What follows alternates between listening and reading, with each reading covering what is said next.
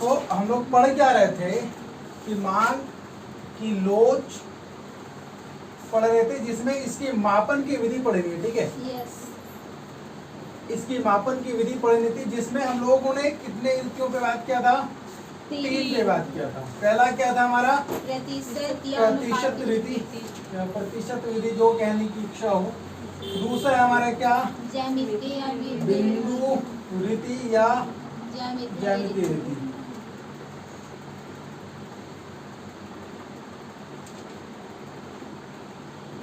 ठीक है। तीसरा क्या हमारा? कुल व्यय रीति। कुल व्यय रीति, कुल व्यय रीति, ठीक है। तो इसमें हम लोग प्रतिशत रीति को पढ़ चुके हैं, ठीक है। हमें पढ़ने क्या है? बिंदु रीति या ज्यामितीय रीति को पढ़ना है। और इसमें हम लोग मान की लोच 2 तरीके से निकालने की कोशिश करेंगे, ठीक है। मान की लोच 2 तरीके से निकालने की कोशिश करेंगे। एक तो हम लोग कोशिश करेंगे कि जब मान की रेखा जो है वो सीधी होगी, मान की लोच की रेखा जो होगी वो सीधी होगी। और एक हम कोशिश करेंगे कि जब लोच इस कर्व में दिया रहता है तब हम मान की लोच कैसे निकालेंगे। हम लोग दोनों के ऊपर बात करने की कोशिश करेंगे, ठीक है, कि हम लोग कैसे निकाल सकते हैं।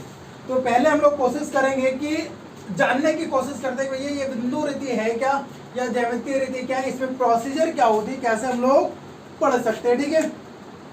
तो सबसे पहले बात क्या है कि इस मान के बिंदु रीति लोच जो है इसका प्रतिपादन किसने किया? कौन लेकर के आए थे? कोई ना कोई तो इसको लेकर के आया होगा ना। तो इसको लेकर के आने वाले व्यक्ति का नाम था प्रोफेसर मार्शल। क्या? Professor Marshall. इन्होंने इस बिंदु रीति या ज्यामितीय रीति का क्या किया? प्रतिपादन किया गया, ठीक है। इस विधि के द्वारा हम लोग क्या कर सकते हैं? तो इस विधि के द्वारा क्या कर सकते हैं कि मांग वक्र के किसी भी बिंदु पर, मांग वक्र के किसी भी बिंदु पर हम क्या निकाल सकते हैं? मांग की लोच निकाल सकते हैं। क्या कर सकते हैं? मांग वक्र की, मांग वक्र की किसी भी बिंदु पर, किसी भी बिंदु पर मांग की लोच ज्ञात कर सकते हैं। क्या ज्ञात कर सकते हैं? मांग की लोच ज्ञात कर सकते हैं, ठीक है।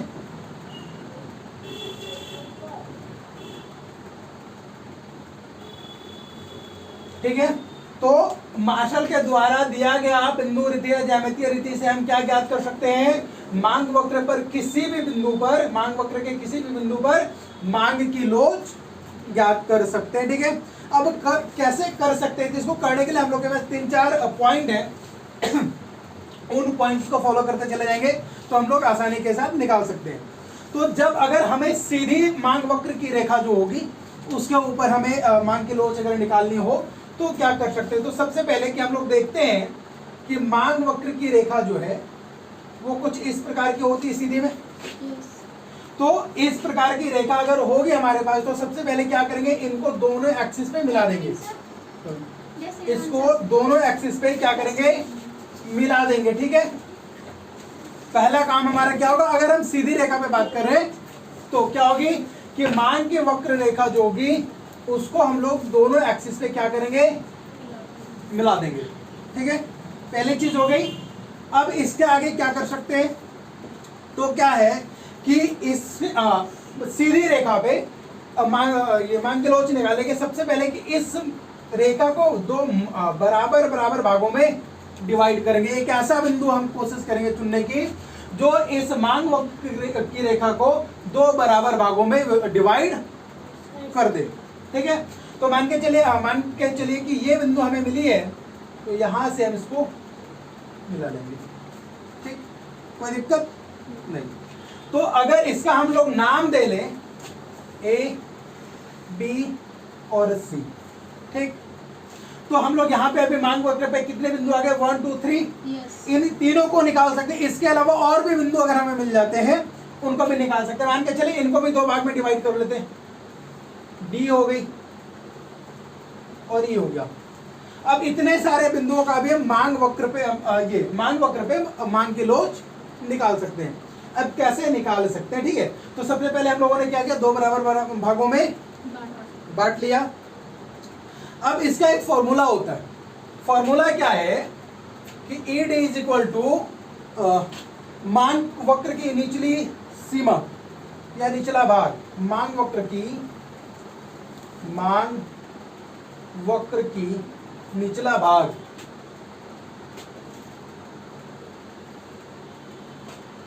मांग वक्र की निचला भाग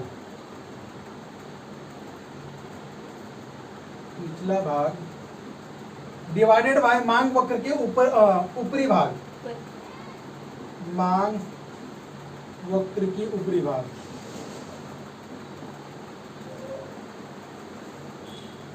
ठीक है, तो इस फॉर्मूला के तहत हम लोग क्या करेंगे, मांग की लोच को ज्ञात करेंगे। कब, जब एक सीधी रेखा पे या सीधी मांग वक्र की रेखा पे हम लोग को मांग की लोच निकालना होगा। ठीक है, हम इस वक्र पे भी निकालेंगे, हम इस पे भी इसी फॉर्मूला के तहत निकालेंगे। एक उसका प्रोसीजर थोड़ा अलग है, इसका प्रोसीजर थोड़ा अलग होगा। तो पहले हम लोग सीधी रेखा पे बात करेंगे।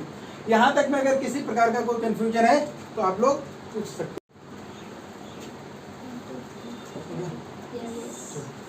तो हम लोग क्या पढ़ रहे हैं कि इलास्टिसिटी ऑफ डिमांड जब हमें क्या निकालनी, जब बिंदु रीति से अगर निकालना होगा तो इसका फॉर्मूला क्या है, मांग वक्र की निचला सीमा डिवाइडेड बाय मांग वक्र की ऊपरी सीमा। तो अगर हमें मांग वक्र सीधा रेखा में दिया गया है तो क्या करेंगे, सबसे पहले किसको दोनों एक्सिस पे जोड़ लेंगे। ठीक है, दोनों एक्सिस पे क्या करेंगे, मिला देंगे। मिलाने के बाद इसका एक नाम देना है, तो कुछ भी आपकी इच्छा जैसा नाम हो वैसा दे सकते हैं। तो मैंने ए और बी नाम इसका दे दिया।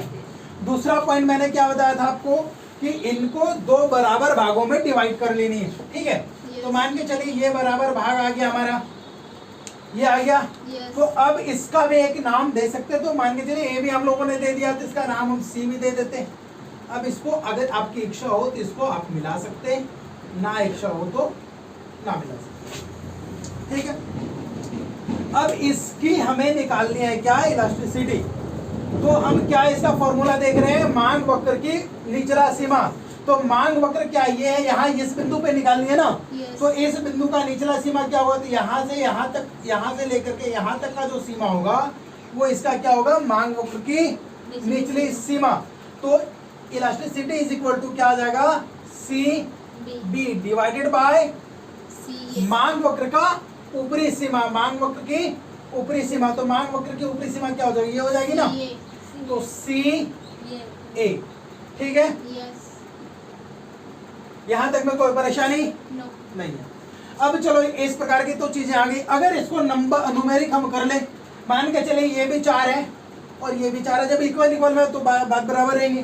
तो इक्वल इक्वल में है तो सी भी क्या हो गया, 4 डिवाइडेड बाय सी ए 4, और ये हमारे क्या हो गई 1। तो इलास्टिसिटी इज इक्वल टू 1। अब जब इलास्टिसिटी 1 आती है तो किस प्रकार का मांग होता है, इलास्टिसिटी जब 1 आती है तो किस प्रकार का मांग होता है, तो इकाई लोचदार मांग होगी। क्या होगी, इकाई लोचदार मांग।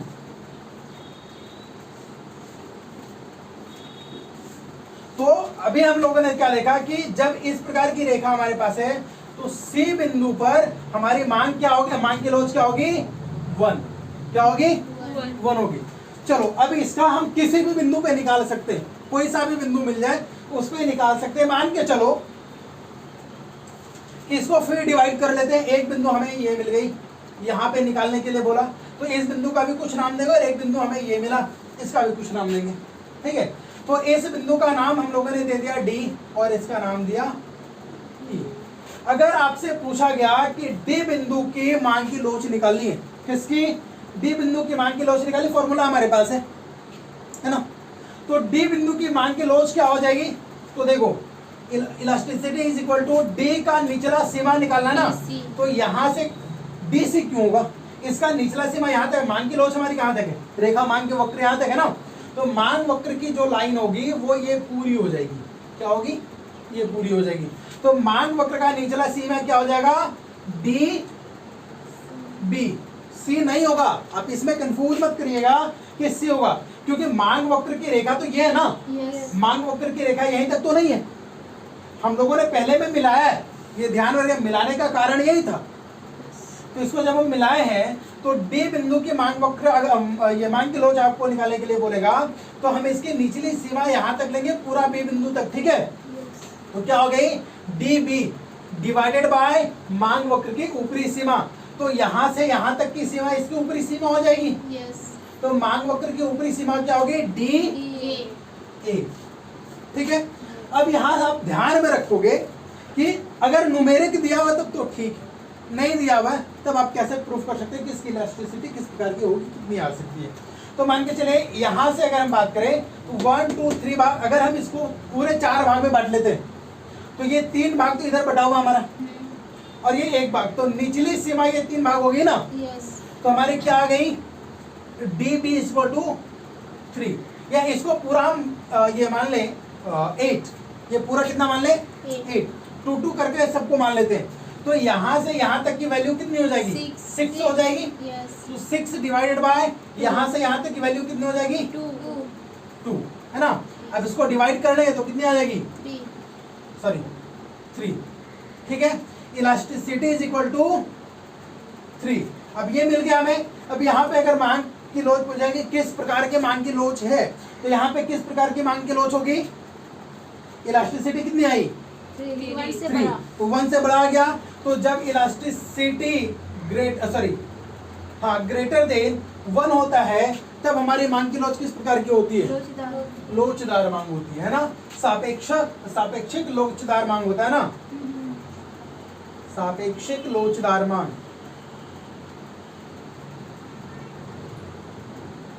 समझ गए। यहां तक में अगर आप लोग को कोई समस्याएं लग रही हो तो आप लोग अपने मुखारबिन से प्रश्न दे सकते हैं, पूछने की अगर इच्छा हो आपकी तो। चले, तो हमने प्रारंभ में ये बात किया था कि बिंदु रीति से जब हम लोग बात करेंगे क्या, मांग की लोच निकालने का, तो 2 प्रकार से बात करने की बात की थी। तो पहला तो हम लोगों ने सीधी रेखा पे बात कर लिया। अब हम लोग कर्व पे बात करेंगे, ठीक है। अब इसमें क्या होगा कि अगर हमारी मांग की वक्र जो है वो इस प्रकार से डिमांड की लाइन दी गई है, डी हमारी डिमांड की लाइन है, ठीक है। अब इस प्रकार की क्वेश्चंस को बनाने के लिए हम क्या करते हैं कि डिमांड की रेखा से स्पर्श करता हुआ एक हम सीधा रेखा बनाएंगे जो डिमांड की लाइन को स्पर्श करेगी, ठीक है। जो क्या करेगी, इस सीधी रेखा को जब हम बनाएंगे तो डिमांड की लाइन हमारी पहले दी गई है जो डी है हमारी, ठीक है। उसके बाद इससे स्पर्श करता हुआ एक लाइन बनाएंगे और वो हमारी डिमांड की लाइन को स्पर्श करेगा, ठीक है। और जहां पे स्पर्श करेगा वही की मांग की लोच आपको निकालनी है, ठीक है। तो यहाँ पे क्या ये कर रहा है, यहाँ पे स्पर्श कर रहा है, तो इस बिंदु को हम आर मानेंगे, ठीक है। आपकी अगर इच्छा हो कुछ और भी नाम देने का तो दे सकते हैं। तो इस बिंदु को हम लोग जनरली क्या मानते हैं, आर मानते हैं। अब हमसे क्या पूछेगा कि मांग की लो, आर बिंदु पे मांग की लोच आपको निकालनी है, तो फॉर्मूला नहीं बदलेगा सर, फॉर्मूला सेम। हम जो मांग की लोच सीधी रेखा पे पढ़ रहे थे वही मांग की लोच की फॉर्मूला जो है हम लोग कर्व पे भी पढ़ेंगे। तो अब यहाँ पे ध्यान देने की बात क्या है कि सर अगर ये बात आएगी कि आर बिंदु पे हमें मांग की लोच निकालनी है तो सर हम आर डी लेंगे या आर ए लेंगे, बात ये है ना। तो हम सीधी रेखा सिर्फ इसीलिए बनाए हैं कि हम मांग की ऊपरी सीमा और निचली सीमा को ले सके, और इसी में से लेना है, इस डी में से नहीं लेना है, ठीक है। अगर डी में से लेने की कोशिश करेंगे तो हर जगह तो बराबर आ जाएगा फिर, ठीक है।